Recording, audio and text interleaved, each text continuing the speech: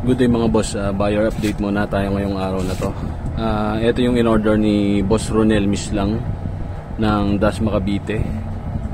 So, ayan yung pinakaloob niya.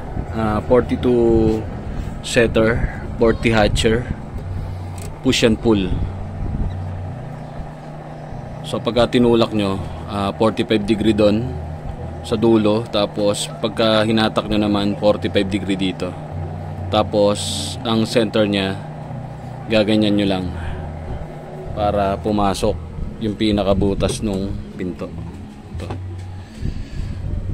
So in-update lang natin si Boss Ronel kasi di-deliver na natin to ngayon.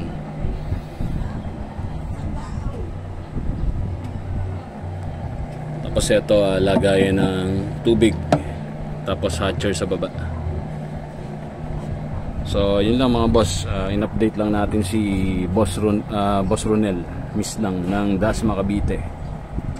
Salamat sa pag-avail ng Siraus Incubator.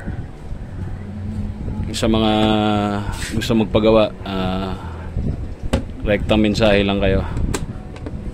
Maraming salamat mga boss. Have a good day.